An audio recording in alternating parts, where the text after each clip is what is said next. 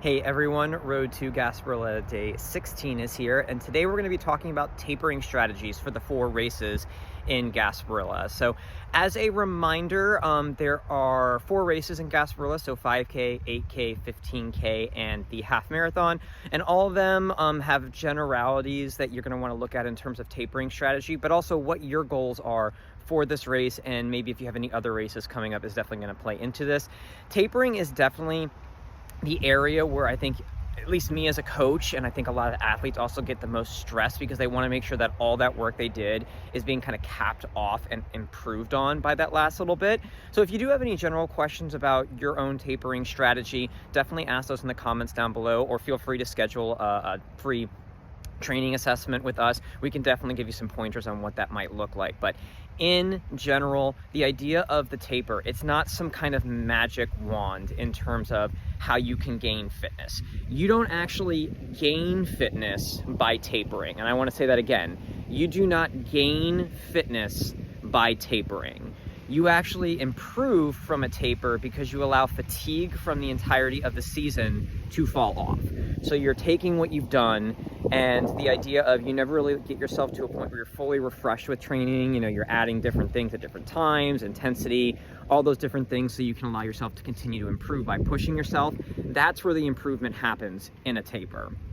So you're not really undoing or losing any of that fitness. You're not detraining. You're just taking that bit of fatigue that's always kind of been present and allowing it to finally drop off, because, you know, this is the race. This is what you've been training for, essentially. And I think that's kind of the main thing that you want to look at. So if Gasparilla is your culmination of your season of training, however long that looked like for you, then your taper is probably going to be a little bit more pronounced, a little bit longer, because you're allowing all the fatigue to fall off.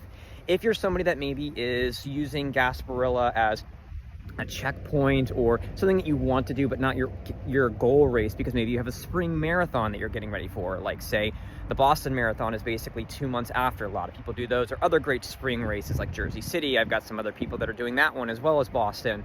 You know, you're going to want to make this look a little bit different and make it more of a mini taper. So just make sure that you understand what your situation is. The other generality in terms of tapering, the longer the race, the longer the taper. So the general amount of time for the 5K you would need to taper is going to be less than the amount of time you would need to taper for, say, the half marathon. Just kind of makes sense, the amount of time. But for all these races, you're kind of in that 10 days to 2 weeks wheelhouse. Again, if you're in the 5K, you're probably going to want at least a week. I'd say at least 10 days. If this is like your goal, like you've been preparing, this is like your 5K that you're doing.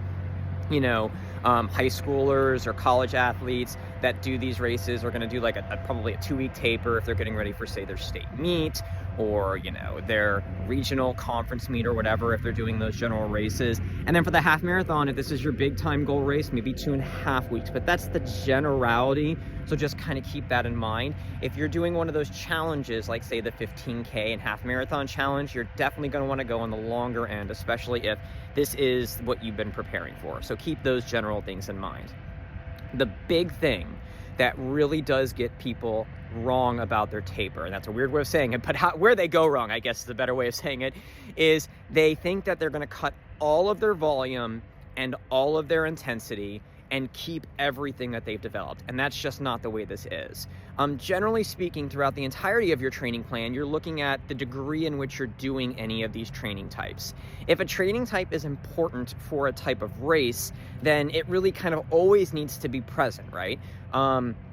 I kind of mentioned about doing the right workouts at the right time all the time. So generally things like strength workouts, like say hills, maybe you have a bigger emphasis earlier on in the season and they kind of drop off if you go, but you don't ever go away from those things.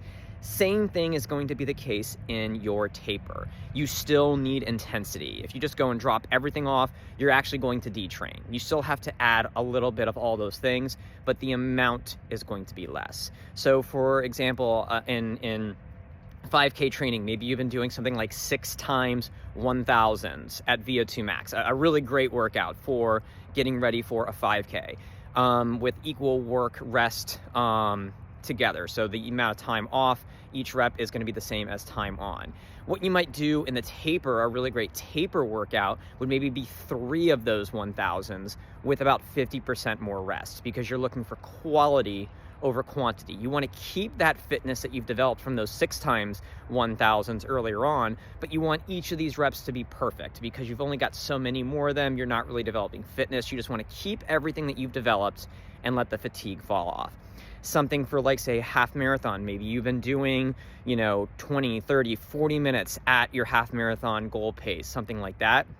Maybe you're going to do something like 20 minutes and you want that to be like locked in, perfect, right where you want your goal pace to be. Just run everything right at that intensity and then get out. That's how you're going to want to look at your tapering strategy. So do not just go out, and there's become this weird trend in more marathon training, but I'm seeing it in all training, where people are just doing nothing in their last week, essentially. I've seen some people that are saying the last 10 days, they don't run at all for the marathon. I think that's a terrible idea. The science would say that's a terrible idea. So again, they're generalities. This is what you're going to want to look at. It's always different for different people. The more I work with somebody, I've got athletes I've been working with now for 7-8 years, almost continuously. Those types of people, it's easier to kind of see, because you can predict how you're going to respond. If you've been running for a long time, you're going to have an idea of how you respond. But these are the generalities that the science would say humans benefit from in terms of a taper, why it works, what it doesn't do. And in a taper too, when I mentioned this, it's not a magic wand. You're looking for like 2 to 6% performance improvement in that last little bit. Now that might sound like not a lot, but if we're dealing with seconds in these longer races, you're talking about 2 to 6% improvement in, say, a half marathon. That's a huge performance growth. But again, it's not from actually gaining fitness. So make sure you understand what a taper is, why you do it, and how those things can really benefit your race. And you'll definitely increase that, percentage on your race if you've been doing everything right throughout all the season. Again, if you have any questions on that, please feel free to ask those in the comments down below. You can schedule a free training gap or a free training assessment with us as well, and I can look at some of your things. If you have specific questions on the taper, we can look at that as well.